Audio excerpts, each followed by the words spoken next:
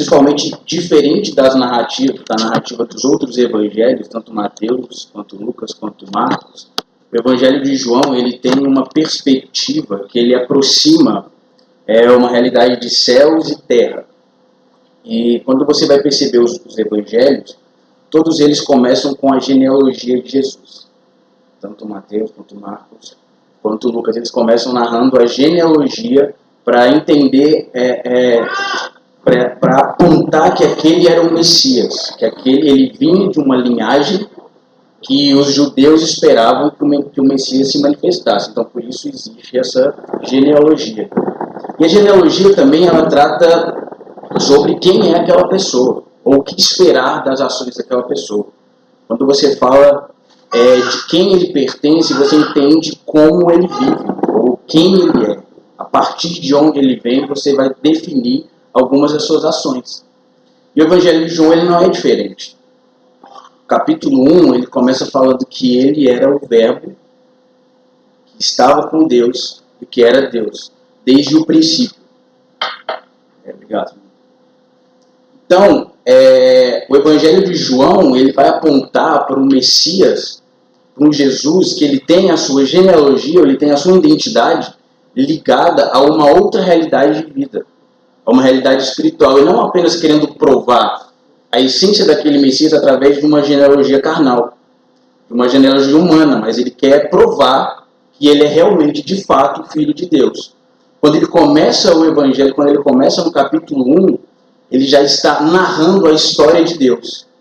E esse é o primeiro ponto que eu queria frisar, que o Evangelho, ele não tem a ver, ele não tem uma palavra para nós especificamente. O Evangelho, ele não está ligado à minha história. O Evangelho, ele é a história de Deus. Porque o Evangelho de João, ele começa narrando a história de Deus. A primeira palavra de João capítulo 1 é no princípio. E o outro texto que você vai encontrar essa mesma palavra, começando uma narrativa, é Gênesis capítulo 1. No princípio, Deus criou. Então, o Evangelho de João, ele está apontando para a história de Deus através de Cristo. E a partir disso, que eu acredito que é o ponto de contato que nós temos com a realidade que nos serve. Que é entender que nós não estamos aqui para termos a nossa história modificada pelo Evangelho de Jesus. Nós estamos aqui para deixar a nossa história e entrar na história de Deus através do Evangelho de Jesus. Dá para entender? Que não está relacionado com a minha capacidade de fazer, eu não sou exclusividade de Deus, nós não somos o ponto central da história. Existe uma história, desde um princípio, contada e narrada através das Escrituras, e Cristo, ele nos convida para dentro desse lugar. Ele nos convida, ele nos chama, e ele não só nos convida, ele nos chama, como ele se sacrificou por isso. Para quê? Para que tivéssemos acesso. Então, eu queria começar dando essa introdução, e ainda no capítulo 1, a gente vai ver uma frase muito interessante, que diz assim: no princípio era aquele que é a palavra, ele estava com Deus e era Deus, ele estava com Deus no princípio. Todas as coisas foram feitas por intermédio dele, sem ele nada do que existe teria sido feito. Nele estava a vida, e esta era a luz dos homens. A luz brilha nas trevas, e as trevas não a derrotaram. Como eu disse, quando o judeu está ouvindo o que João está narrando, ele instantaneamente ele é ligado ao que Gênesis 1 estava dizendo, sobre o princípio de todas as coisas. E no princípio, a primeira coisa que Deus cria é a luz. Deus diz, haja luz. E em João capítulo 1, Jesus também é apresentado como a luz. Em Gênesis, quando ele diz haja luz, ali é um ponto de contato com o mundo real. Quando ele está criando, ele diz haja luz. Ali se inaugura uma realidade. E Cristo, ele é a luz dos homens. Qual é o ponto? O ponto da queda do homem, quando ele cai, a Bíblia diz que o homem teve os seus olhos abertos. e ele percebeu que estava nu. Nesse momento, ele perde esse acesso com uma realidade que era iluminada, uma realidade que o iluminava. Porque quando ele abre os seus olhos e a Bíblia diz que ele percebe que ele estava nu. A palavra ali para perceber, ela fala sobre uma relação íntima consigo mesmo, uma forma de se conhecer melhor, ou seja, ele abre os seus olhos, ele perde o contato com o que era luz diante dele, e ele passa a somente se perceber. Então ali se inaugura uma realidade de trevas. Porque quando você está no escuro, quando você está na luz, quando você está numa realidade onde tudo é iluminado, você tem um contato com aquilo. Quando você está no escuro e você abre os seus olhos, a única sensação, a única percepção que você tem é sobre você mesmo. Então, se você estiver no escuro e abrir os seus olhos, você só pode ter contato com aquilo que você tem capacidade de tocar. E aquela luz, ela não te atinge mais. Então, quando João fala que Cristo, ele é a luz dos homens, ele está dizendo que ele é aquele que vem restaurar a forma de ver. Ele vem restaurar a visão, que é o princípio básico, ou todo judeu, o que ele espera do Messias. Lá em João 9 a gente vai ver isso. O que ele espera do Messias. Um requisito básico para a ação do Messias na terra era ele curar um cego. Era ele devolver ou ele criar a visão naquele que nunca conseguiu ver. Aquele que estava em trevas. Então por isso que Paulo lá em Coríntios vai dizer, porque Deus das trevas fez brilhar a luz. Então, por que eu estou dizendo tudo isso? Porque o nosso contato com a realidade ele tem que mudar a partir da forma como nós vemos. Ou a partir da percepção que temos. Quando nós percebemos a partir de nós mesmos, nós estamos vivendo uma realidade caída. Uma realidade de trevas, uma realidade que ela não tem um contato com aquilo que é o mundo real. E a gente vive o mundo real a partir das nossas próprias experiências. Está claro isso? E o que Jesus ele vem trazer é devolver ao homem esse ponto de contato. Ele vem devolver ao homem uma natureza que ele tinha no Éden, uma natureza original onde ele não vivia apenas para si. Mas o desejo dele era ter um companheiro, onde tudo que ele carregava, onde tudo que Deus depositava nele, ele refletir em algo ou alguém. Por isso que ele dá nome aos animais e por isso que ele pede a Deus, eu preciso de alguém junto comigo. Porque não é bom que o homem esteja só. E estar só é uma realidade de trevas. Estar só é uma realidade de escuridão, que você somente se percebe, você só tem contato com você mesmo. Você só tem as suas próprias atitudes para te respaldar ou para medir aquilo que você está fazendo. E Cristo ele vem devolver a luz aos homens. Ele era a luz dos homens. Está recriando, ou sendo, como alguns teólogos dizem, João 1 é como se fosse um segundo Gênesis. Né? É uma criação, é Cristo devolvendo ao homem o contato com Deus, o contato com a realidade espiritual. E a gente vai começar a tratar sobre João 7, que eu acredito que tem muito a ver com isso que a gente está falando. Está claro, gente? Deu para entender?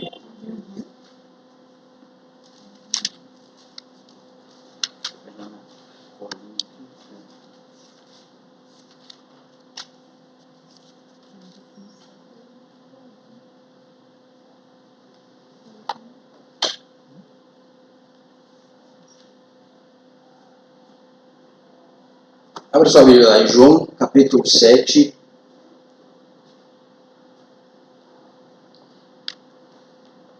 Vamos ver a partir do versículo 1. Depois disso, Jesus percorreu a Galiléia, mantendo-se deliberadamente longe da Judéia, porque ali os judeus procuravam tirar-lhe a vida. Mas ao se aproximar a festa judaica das cabanas, os irmãos de Jesus lhe disseram: você deve sair daqui e ir para a Judéia, para que os seus discípulos possam ver as obras que você faz. Ninguém que deseja ser conhecido publicamente age em segredo.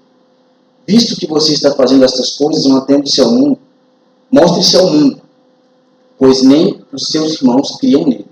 Então Jesus lhe disse: para mim, ainda não chegou o tempo certo. Para vocês, qualquer tempo é certo. O mundo não pode odiá-los, mas a mim odeia, porque dou testemunho de que o que ele faz é mal. Vão vocês à festa, eu ainda não subirei esta festa, porque para mim ainda não chegou o tempo apropriado. Tendo dito isso, ele permaneceu na Galileia. Então, o que estava acontecendo? Estava no período da festa, que dentro das três festas do calendário judaico, essa seria talvez a mais importante, a festa dos tabernáculos. A Páscoa, tabernáculo, Pentecostes. Obrigado. Então, tem outras festas, mas essas são as três principais. E, enfim, estava acontecendo a festa e Jesus ele estava na Galileia. E a festa aconteceu na Judéia, onde estava o templo. E os irmãos de Jesus, naquela ansiedade de ele se mostrar para os homens, né, tipo, tudo que ele fazia deveria de alguma forma ser mostrado, né, ou deveria ser visto. Mas, de fato, a motivação dessas pessoas, ou dos irmãos de Cristo, era uma motivação meramente de aparência, né? Eles queriam ser vistos, eles queriam que ele fosse reconhecido. E uma frase interessante que Jesus fala é sobre uma questão, sobre o tempo. Então Jesus disse, para mim ainda não chegou o tempo certo, mas para vocês qualquer tempo é certo. Existe dois grupos aqui, que ao meu ver eles ficam muito claros. Quando eles dizem para ele ir para a Judéia é onde está o templo. E Cristo, ele está atento ao templo. Então, existia uma mentalidade de templo e aquele que está atento ao templo. Quando Jesus nasceu, quem foi ao encontro de Jesus? Ou quem foi participar do seu nascimento? Quem estava no templo ou quem estava percebendo o templo? Os magos estavam olhando para o templo e eles foram até onde Jesus nasceu. Então, o fato é que a nossa realidade de vida ela está relacionada a como nós percebemos uma agenda de Deus. Ou como nós percebemos o plano de Deus se desenrolar no templo. E não somente o que acontece no templo. E ao longo do texto, ao longo do livro de João e ao longo dessa narrativa de João 7, a gente vai perceber Jesus ele trazendo ele ressignificando a festa, ele ressignificando o ritual, ele ressignificando tudo aquilo que eles estavam fazendo a partir de uma estrutura que o templo lhes permitia agir. Eles estavam cumprindo o cronograma do templo. E os irmãos dele tinham uma ansiedade dele ir ser reconhecido no templo. Mas o que ele está dizendo? Ainda não é o meu tempo. Para quem não tem propósito, ou para quem vive uma vida aleatória, qualquer tempo é tempo. Agora, para quem está antenado a uma agenda de Deus, existe o tempo certo para todas as coisas. Porque Deus é um Deus que tem um plano. E Jesus, ele era um homem obediente a esse plano. Então, quando ele ia curar um homem, ele não curava a qualquer tempo. Ele esperava o tempo certo para curar um homem. Ele esperava um tempo certo para dar uma palavra. Ele esperava um tempo certo para aparecer em tal lugar. E isso nos afasta de uma realidade de Deus, porque nós vivemos de uma maneira aleatória, sem perceber o que está acontecendo. E isso nos leva, ou nos afasta e nos leva a um questionamento. Tipo, mas onde está Deus? Isso nos tira do lugar correto, porque foi o que aconteceu com Adão. Quando ele se percebeu, ele sai de uma posição e Deus pergunta, mas por que você não está no lugar que eu te deixei? Você está entendendo? Quando a gente vive para qualquer tempo, a gente vive para fazer somente as nossas coisas. A gente vive somente pelo nosso relógio, a gente vive somente pela nossa ansiedade. A Escritura diz, não viveis ansiosos com coisa alguma. Porque o que nos causa ansiedade é a forma como nós vamos fazer as coisas. Nós não medimos o tempo para fazer as coisas, nós queremos fazer as coisas somente. E o templo é uma realidade, o templo, isso estou falando de uma maneira simbólica, o templo é um lugar de fazer as coisas. É um lugar do ritual. É um lugar onde nós colocamos em prática toda a nossa religiosidade. É um lugar onde a religião grita, é um lugar onde nós fazemos as coisas de maneira simbólica, e isso tem o seu valor, mas nós fazemos sem perceber o real valor daquilo. O que está por trás do simbólico. Nós vamos chegar mais à frente quando Jesus ele diz, quem tem sede, venha a mim e beba. Eu sou a fonte da vida. Ele diz, eu sou a água da vida. E em outros lugares ele vai utilizar os símbolos e dizer que ele é aquele símbolo.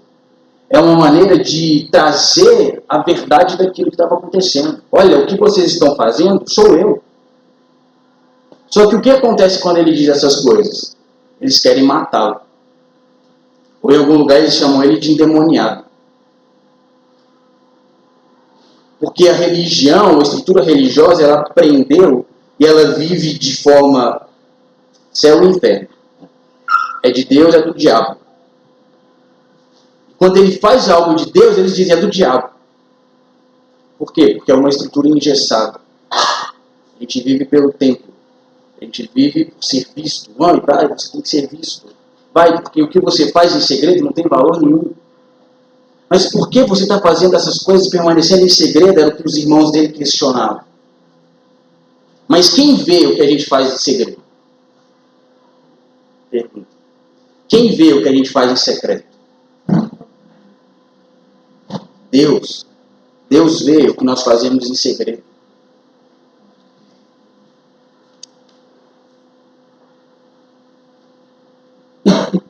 E uma coisa interessante é que quando Jesus diz, eu não vou à festa.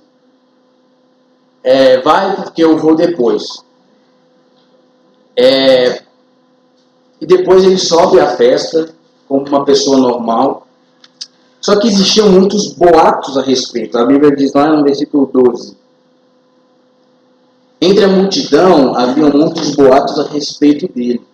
Alguns diziam, é um bom homem. Outros respondiam, não, ele está enganando o povo. Mas ninguém falava dele em público por medo dos judeus.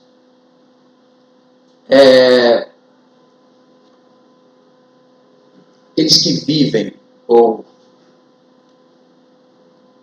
quando nós temos esses grupos, entre aqueles que vivem por uma realidade religiosa, aqueles que vivem por uma realidade do que o templo dita, a forma como eles devem viver, aqueles que baseiam a sua vida nos rituais de forma vazia, não buscando uma realidade de Deus, e aqueles que vivem percebendo o que Deus está fazendo, como Ele está agindo nas nações, porque o que eu disse não tem a ver com a minha história, nem com a sua história de maneira isolada, mas ele vem para resgatar povos, nações, tribos, pessoas de todas as línguas. O Evangelho de Deus é um Evangelho do todo, ele é completo, ele não é um Evangelho genérico que vai apenas me acalentar por alguns momentos. Então, essas pessoas que vivem nessa multidão, eles falavam sobre, a Bíblia diz que haviam muitos boatos a respeito de Jesus.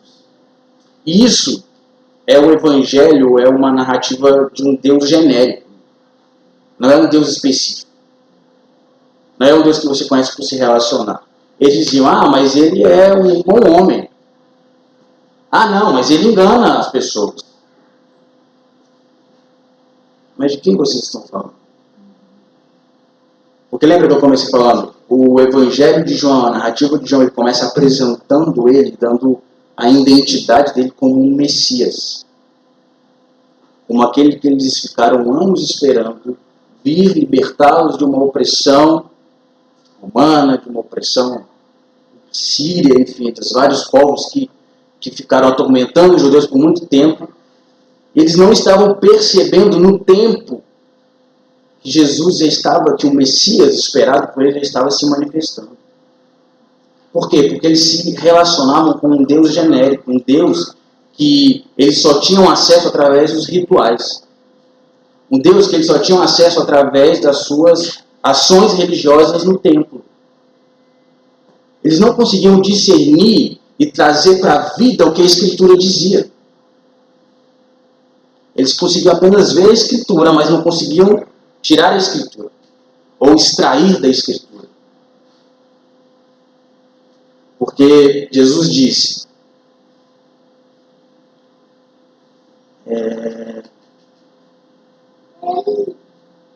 quem crer em mim, como diz a Escritura, do seu interior fluirão rios de água. Quem crê em mim, como diz a Escritura. Isso era uma ofensa. Porque aqueles homens, e até na frente vai citar Nicodemos, esses homens, eles zelavam pela Escritura. Então, um homem chegar e reinterpretar a Escritura daquelas pessoas, era chamá-los de você. O que vocês leram a vida inteira, vocês não entenderam nada.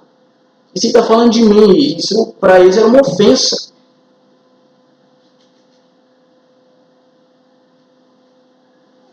Eles falam assim, por acaso existe profeta na Galileia? Por acaso pode vir algo bom da Galileia? Por acaso a Escritura diz sobre existir um profeta na Galileia? E Jesus estava na Galileia, eles estavam na Judéia no templo. Então, perceba como que a realidade do templo, uma realidade de estrutura religiosa, não permitia que eles compreendessem o que estava acontecendo. Porque só poderia sair um profeta se viesse da região do templo.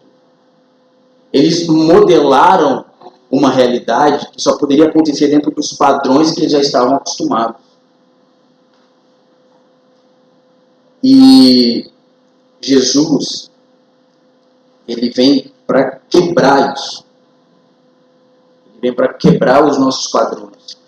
Ele vem para quebrar aquilo que nós estabelecemos como uma forma de vida, ou aquilo que nós estabelecemos como uma realidade.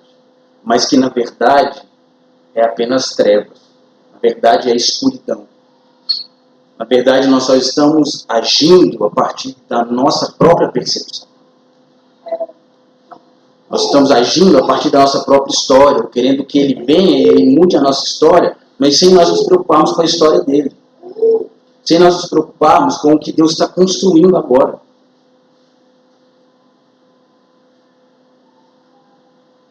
A gente aprendeu a questionar a Deus, mas por que isso acontece comigo? Ou por que isso acontece com o servo de Deus? Ah, eu sou o servo de Deus, por que... Mas ele não poupou o seu próprio filho. E Cristo se sacrificou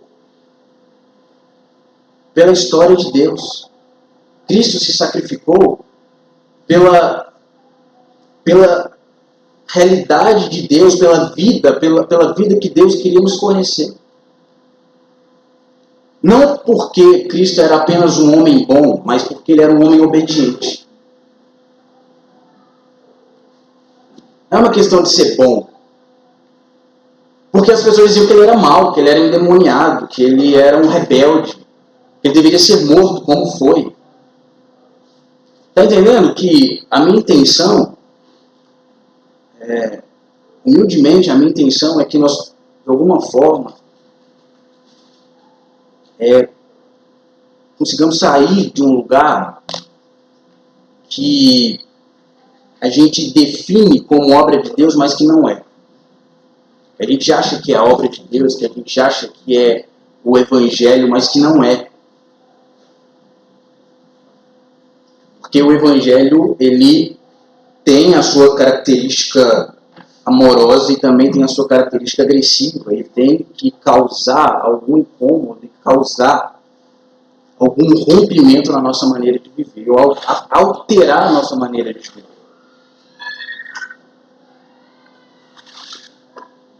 No versículo 14, João 7, versículo 14.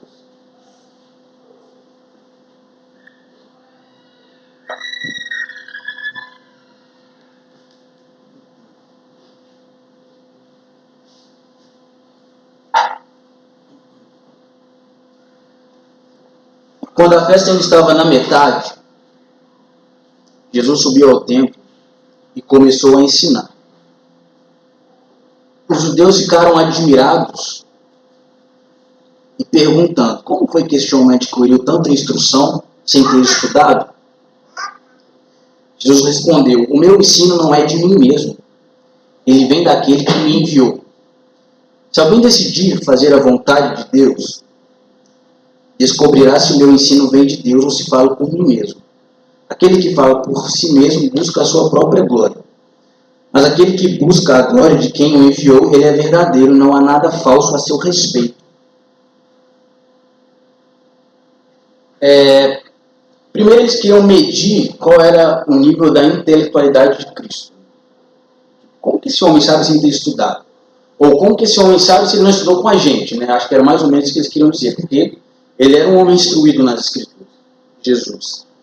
Então como que esse homem sabe das coisas, sendo que ele não estudou com a gente, então a gente nunca viu ele aqui perto da gente? E Jesus fala uma coisa que eu risquei uma palavra que ele fala: o meu ensino não vem de mim mesmo, ele vem daquele que me enviou. Parece que o ensino de Jesus estava relacionado ao envio. Né? Ou seja, quem te enviou para você falar o que você fala? Ou será que Cristo, que não é o que parece, ele não construiu o seu ensino a partir do conhecimento ou a partir daquilo que ele adquiriu da vida dele toda, mas ele era como se fosse um fio condutor de uma mensagem. Na verdade, ele era esse fio condutor de uma mensagem, ele era o porta-voz de algo. Eu estou falando, eu sou um portador, eu sou um mensageiro de alguém que me enviou. E isso eles não podiam medir. Eles falavam assim: mas eu adquiri o conhecimento, mas esse homem fala, e de certa forma ele, não é que Jesus tirava uma responsabilidade, mas ele fala assim: alguém falou isso e eu estou repassando. Quem falou isso? Ele, meu Pai, Deus. Está entendendo?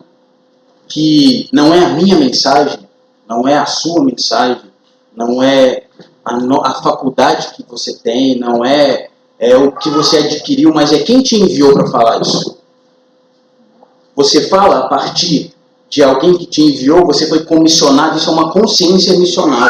Você foi comissionado para essa missão e por isso você fala, e quando você fala as pessoas se arrependem, e quando você fala, você causa um impacto nas pessoas que estão te ouvindo, ou quando você fala, você apenas está buscando a sua própria glória. Porque se for isso, os fariseus, como ele diz, você já alcançou. Se você quer ser visto, ok, você foi visto. E ele diz, não vem de mim mesmo. Ele sendo Deus, sendo a expressão exata de Deus, ele diz, não vem de mim mesmo. Ele não foi arrogante a ponto de dizer, eu sei de tudo que está escrito. Essa é uma reflexão que eu acho importante, a gente perceber, a gente tentar entender o que eu faço. É a partir de alguém que me enviou? Está fundamentado em algo ou está fundamentado apenas no meu querer? Está apenas fundamentado em eu ser visto, ou está fundamentado em eu adquirir algo, crescer, me desenvolver? Isso tudo passa por esse ponto de contato com o que é real. Entendeu? Porque ou a gente vive uma realidade de trevas ou a gente vive uma realidade de luz. Onde a palavra que temos, ela é cumprida no outro, ela é cumprida no próximo, ela é cumprida numa realidade à nossa frente. Ou a gente vive a partir de sermos o cumprimento de algo. Nós não somos o cumprimento. Nós não somos exatamente o cumprimento do Evangelho. O Evangelho ele vem trazer redenção para povos. Ele vem trazer redenção para o mundo em Cristo. Então, quando a gente fala de alguém que nos enviou, quem nos enviou? Cristo nos enviou. O apostolado está ligado a isso, ao envio, ser enviado. Esta é a realidade apostólica e talvez nós estejamos vivendo dias de uma realidade apostólica, dias de homens e mulheres sendo chamados para falar daquele que os enviou, e não mais falar de si próprio. Por isso que ele diz, o meu ensino não vem de mim mesmo, e por isso que às vezes hoje nós temos um ensino muito confuso, né? Numa realidade de igreja brasileira, assim, a gente tem um ensino que ele é confuso, porque ele vem do próprio homem. Ele vem de uma ganância, ele vem de uma autoafirmação.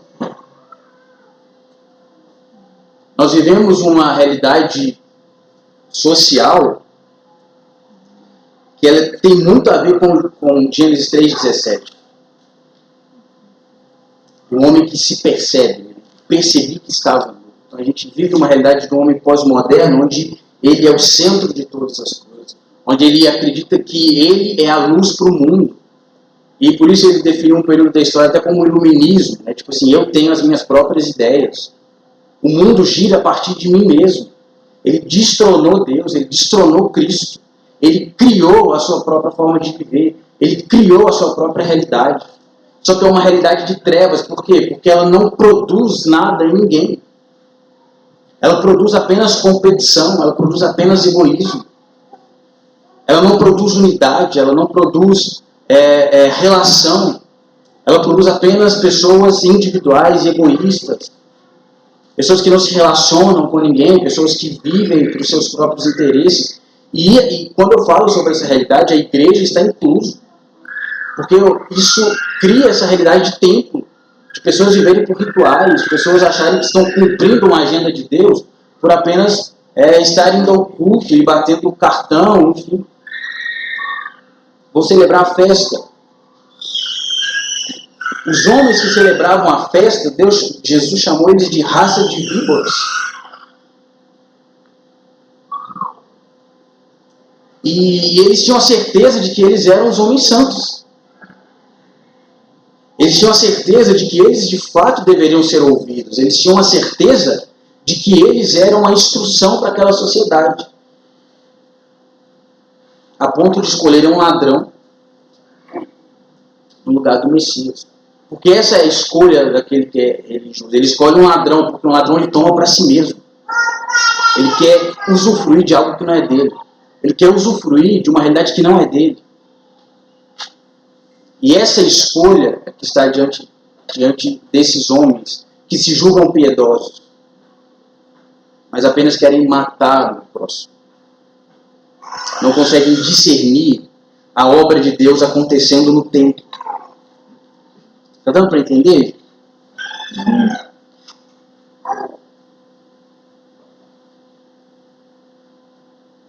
Ora, vocês circuncidam no sábado. Ora, se um menino pode ser circuncidado no sábado, para que a lei de Moisés não seja quebrada, por que vocês, cheios de ira contra mim por ter curado completamente um homem no sábado, não julguem apenas pela aparência, mas façam julgamentos justos? Olha esse conflito, porque Jesus curou um homem no sábado, aquilo foi o motivo de uma treta enorme. Assim, tipo, você curou no sábado, cara, tá maluco? Curou no sábado, tipo, o sábado é sagrado. Sabe, é uma coisa muito absurda isso. Eles não conseguiam distinguir que Deus enviou o seu Messias e ele estava operando no templo, gerando salvação no templo, mas eles estavam preocupados em zelar por uma estrutura religiosa que falava do próprio caráter deles. Eles não conseguiam perceber a dimensão do que estava acontecendo, de tão entorpecidos que eles estavam, de tanto que a religião os deixa entorpecidos.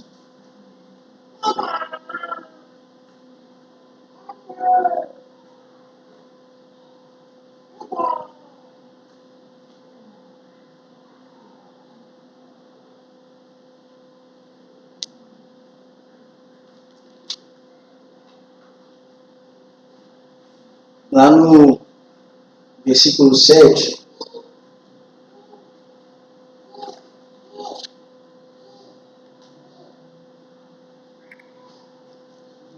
diz: o último e mais importante dia da festa, Jesus se levantou e disse em alta voz: se alguém tem sede, venha a mim e beba.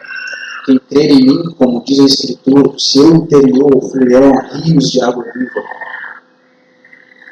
Ele estava se referindo ao Espírito, que mais tarde receberiam os que nele crescem. Até então, o Espírito ainda não tinha sido dado, pois Jesus ainda não fora glorificado. Ouvindo as suas palavras, alguns entre o povo disseram: certamente este homem é o profeta. Outros disseram: ele é o Cristo. Ainda outros perguntaram: como pode vir o Cristo da Galileia? A Escritura não diz que o Cristo virá da descendência de Davi, a cidade de Belém, onde viveu Davi. Assim o povo ficou dividido por causa de Jesus. Alguns queriam prendê-lo, mas ninguém lhe pôs as mãos. Quando ele diz que ele é do seu interior fluirão rios de água viva, que ele é uma fonte de água, naquela época, quando estava acontecendo o ritual, os judeus eles vinham do tanque de Siloé, faziam um caminho, uma peregrinação, uma procissão até o templo.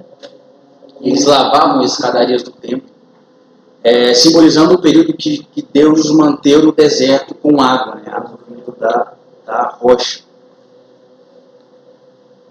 Então tinha essa simbologia, e eles faziam isso no último dia de celebração dessa festa. E vendo aquilo acontecer, Jesus ele se levanta naquele momento e diz: eu sou a fonte de águas vivas. Em que em mim do seu interior fluirão rios. No momento que estava acontecendo uma celebração, ele traz a realidade daquela celebração. Ele traz a verdade daquela celebração. E quando eles viram aquilo acontecer, alguns disseram: este homem é profeta. Alguns disseram: este homem é o Cristo. O profeta, ele é aquele que ele traz sentido. Ele traz um cenário, ele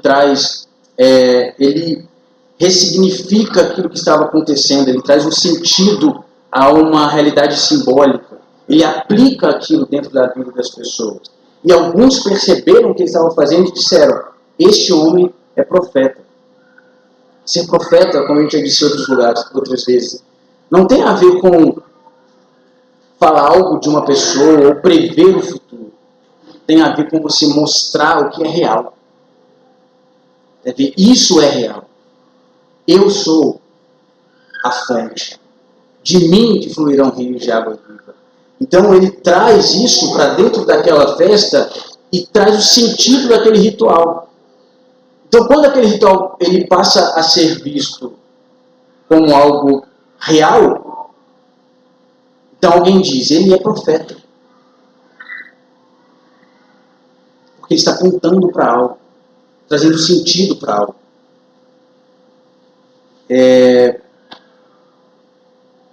Nós não podemos viver viver uma vida sem sentido, onde não há um fundamento escritural, onde não há um fundamento espiritual, onde não há um fundamento apostólico, e a gente vive a nossa vida de uma maneira aleatória, apenas celebrando rituais vazios, apenas celebrando a existência do templo. Em algum lugar Jesus disse, quando os judeus se orgulhavam do templo que eles haviam construído, ele disse: não restará pedra sobre pedra nesse lugar, mas eu reconstruirei em 3 dias. Ele estava falando do corpo dele, né? Ele estava falando dele mesmo, que ele iria reconstruir, que ele iria trazer todo o sentido. Então, toda a narrativa de Jesus, todas as suas ações eram apontando para uma verdade absoluta que estava sendo gerada naquele lugar. Enquanto hoje nós vivemos um mundo de realidade, de uma verdade relativa, né? De uma realidade que ela vai a partir da minha interpretação, ou a partir da interpretação da Lívia, ou a partir da interpretação do Felipe.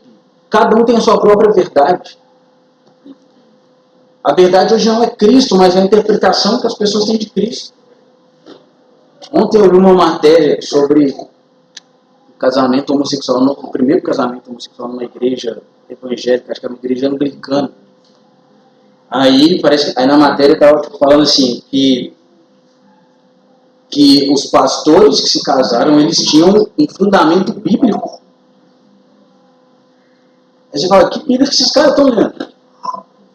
Mas por quê? Porque a verdade hoje, ela vale a partir daquilo que eu interpreto. Só que o homem que está nas trevas, que ele vê a partir do seu próprio olhar, o que ele vê? Como ele pode interpretar uma realidade que ele não consegue ver? Então ele começa a criar fantasias. Então o que ele fala é fruto da imaginação. Então, a gente tem que ter um grande cuidado com a imaginação. Porque o que você imagina nem sempre é real. Então hoje nós vivemos esse mundo fragmentado de muitas ideias, de muitas verdades, e nós destronamos uma verdade absoluta que diz: eu sou a verdade, o caminho. A verdade é quem? A verdade é uma pessoa, é Cristo. E Cristo, ele não tem uma interpretação da Escritura. Ele veio e cumpriu a Escritura. Ele é a Escritura. Ele fala, a Escritura fala de mim. Então, se você vai na Escritura e tira uma interpretação baseada na sua própria verdade, você não considera que Cristo é o cumprimento da Escritura. Você não considera um Deus que enviou Jesus e trouxe sentido a um mundo que estava caído, que trouxe um resgate às pessoas que estavam caídas. Você se fundamenta a partir da sua própria capacidade de ver. E eu te digo, a nossa própria capacidade de ver é limitadíssima, ou não existe. Porque vivemos a partir da percepção que temos de nós mesmos. É muito difícil perceber o outro, ou o que está à nossa volta. É muito difícil. Jesus, ele sempre percebia as pessoas. Ele viu uma mulher samaritana, ele dialogou com ela, e tudo que ele falou para ela estava conectado a uma realidade muito maior. Acho que foi o Anderson que falou isso. Quando Jesus ele se encontra com a mulher samaritana, ele pergunta para ela sobre quantos maridos ela tinha, né? Samaria havia sido invadida pela Síria.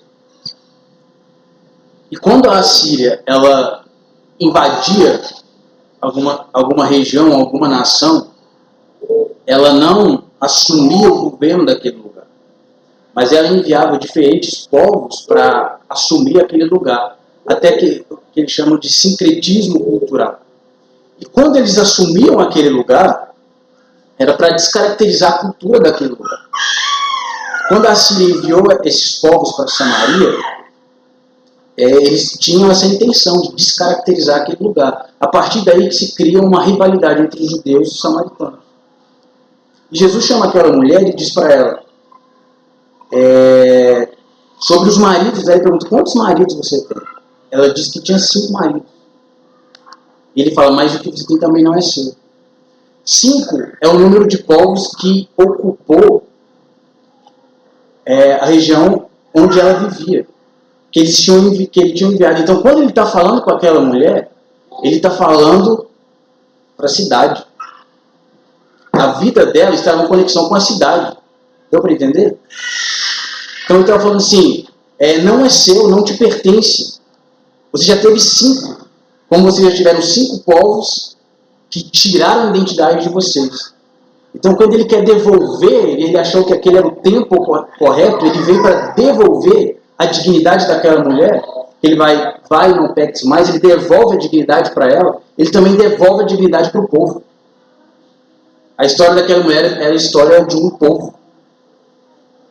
Por isso que eu digo, não tem a ver com a sua história específica.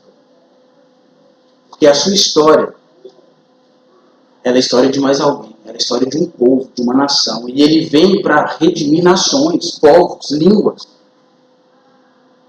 Então, a minha intenção é que a gente consiga, de de alguma forma, pensar o Evangelho de uma maneira macro, não de maneira genérica, não de maneira fragmentada, e não recortando. Hoje nós também vivemos a fase dos recortes, né? O Claudinho chega lá e fala alguma coisa e talho aqui e fala herege. É muito, né? A gente vive esses recortes, e é porque as pessoas elas começaram a... O Felipe começou falando sobre, né? Começa a recortar as coisas. As pessoas começam a usar versículos isolados e criam uma religião, criam uma crença em cima daquilo. Mas por quê? Porque eles querem se afirmar. Eles não querem glorificar a Deus, mas eles querem ser glorificados. Não é de uma pessoa que ele está falando apenas. Mas quando essa pessoa ela entra na realidade do Evangelho, ela entra na história de Deus, uma mulher samaritana, quando ela compreende que ele estava falando para ele, para um povo, ela sai da história dela, então ela tem a vida dela modificada pelo Evangelho. Nossa vida só será modificada pelo Evangelho, quando a gente deixar a nossa própria história. O Evangelho ele não vem, o Angelo Base até fala isso, na Bíblia não tem uma palavra específica para você, cara. Não tem o meu nome na Bíblia, tem o nome de Jesus. Não tem uma sabe, tipo, eu vim de uma igreja e lá tinha um costume, assim, quando você ia fazer alguma coisa, e, sim, graças a Deus, por eles, que Deus continua nos abençoando, mas quando você ia fazer alguma coisa, tinha que tomar uma decisão, assim, sabe, entre 2 empregos, aí tinha que consultar o Senhor, e a consulta ao Senhor, você fechava a Bíblia, e você abria e apontava um versículo. Aí, aquele versículo seria positivo ou seria uma instrução. Então, tipo, você ia tomar uma decisão. Aí apontava lá, né? Deus mandou matar crianças, não sei o que, não sei o que. Aí você já... Então, assim, o que eu estou querendo dizer com isso? Não é denegrir ninguém. Mas o Evangelho, gente, ele não é essa coxa de retalhos. Ele não é o Evangelho fragmentado. É um plano de Deus que está se desenrolando na história. É uma realidade espiritual que invadiu a Terra, que vem nos dar luz, nos devolver um ponto de contato com uma realidade que nós perdemos. Então não há espaço para a religiosidade. A religião é importante, sim, de fato. Quando você vai ver lá no latim, religião significa contato, acessar, religar. Religião é religar. O que estamos questionando é quando você se prende à religião, quando você faz da religião a história da sua vida. Quando você faz do ritual tudo aquilo que te induz a se movimentar. Cristo é o verbo de Deus. Tudo aquilo que ele fez era Deus fazendo. No princípio ele estava com Deus, ele era a palavra que foi a palavra criadora, tudo foi feito por meio dele. Por meio, através. Que essa seja a nossa postura, através, não por causa, por minha causa, mas como nós cantamos, um rio que corre, que flui.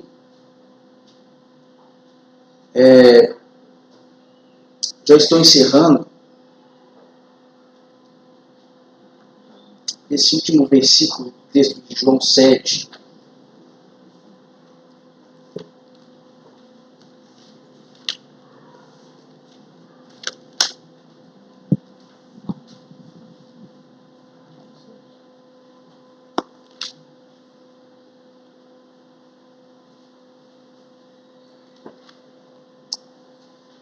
Pode voltar um pouco antes, no versículo 45, João 7, 45.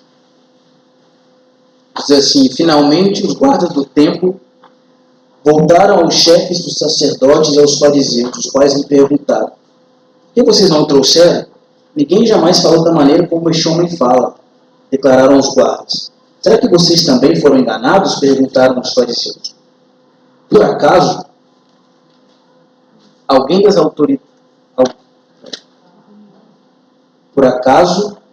das autoridades ou dos fariseus creu nele?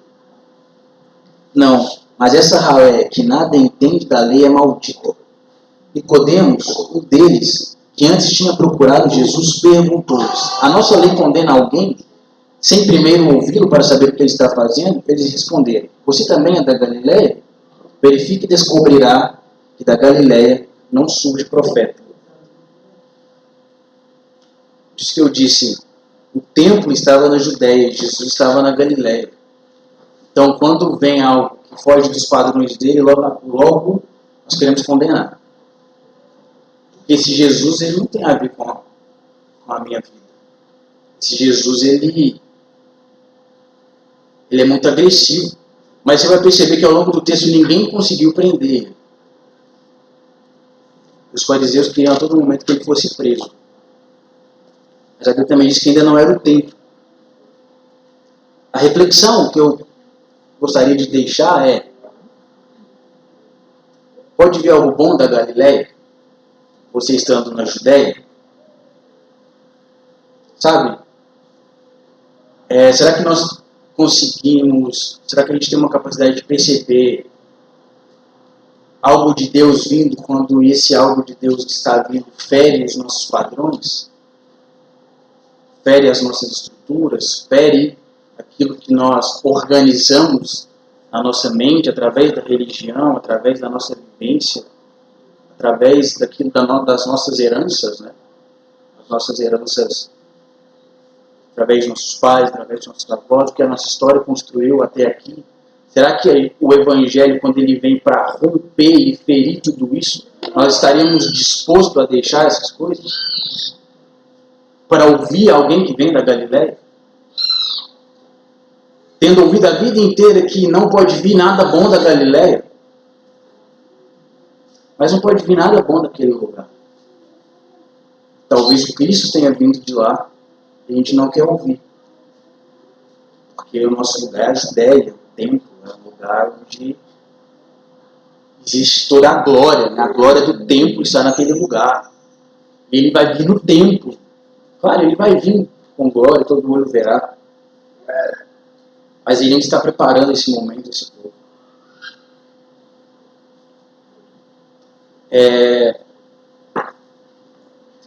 Essa é a reflexão que eu gostaria de compartilhar, irmão. Não vou me alongar.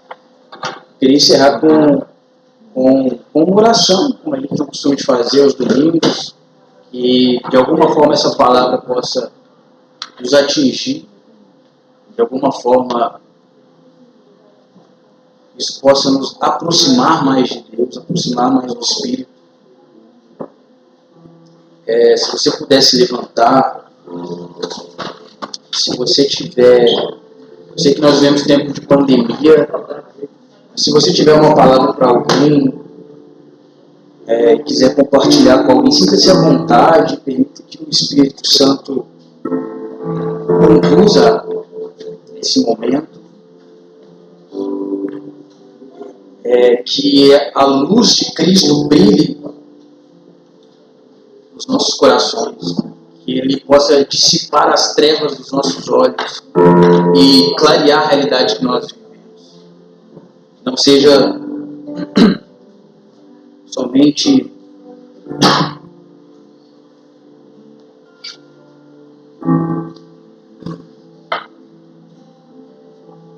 que não sejamos cegos conduzindo outros cegos. Não sejamos guia de nós mesmos, mas Pai, a minha oração, Senhor, é que o Evangelho e a verdade de Cristo possa nos afetar hoje, possa romper com as nossas estruturas religiosas, quebrar os paradigmas da nossa mente, tudo que estabelecemos, Deus, como uma realidade de vida, como uma maneira de viver, que está longe dos seus padrões, está longe do poder do Evangelho do Senhor atuante. sobre o tempo, sobre as nossas vidas. Que o Senhor possa nos modificar, Deus, de alguma forma. Que teu Espírito possa, sinta-se liberdade, sinta-se à vontade para agir e quebrar as nossas estruturas, quebrar o nosso ensino, modificar a nossa forma de viver. Nós queremos apenas fazer parte da sua história, a história que o Senhor tem contado, a história que o teu Filho veio para nos apresentar, que o Espírito veio para confirmar. Em nome de Jesus, Pai, humildemente nós te pedimos, venha, preencha as lacunas vazias que a religião criou em nós, os ritos vazios que a religião criou em nós, quando nós afastamos o Senhor do nosso culto, e nós cultuamos a um Deus que talvez nem conhecemos. Em nome de Jesus, venha nos renovar, venha nos refazer, venha refazer a nossa reunião, venha ser a nossa reunião. Em nome de Jesus.